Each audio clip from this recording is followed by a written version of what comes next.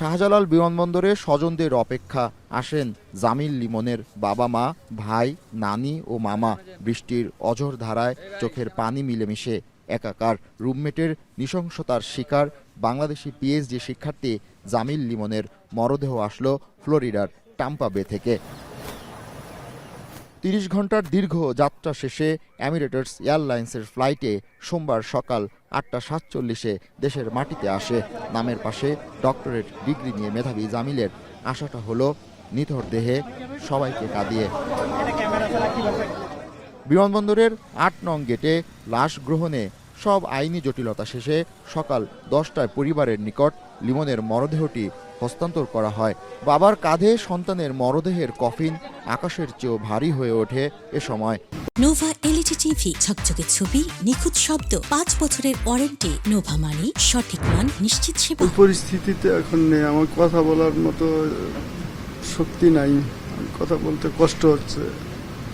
দোয়া করবেন আমার ছেলের জন্য, দোয়া করবেন সবাই, আমাদের জন্য দোয়া করবেন। নৃশংস এ হত্যার বিচার নিশ্চিতের দাবি করেন শোকে কাতর স্বজনরা। যোগাযোগ ছিল, কিন্তু ওরকম ভাবে ও সিরিয়াস ভাবে কখনো বলেনি।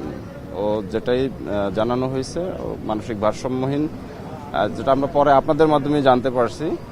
আর হচ্ছে যে যদি এরকম কিছু জানানো হতো তাহলে তো সেপারেশন করা হতো আগে থেকে।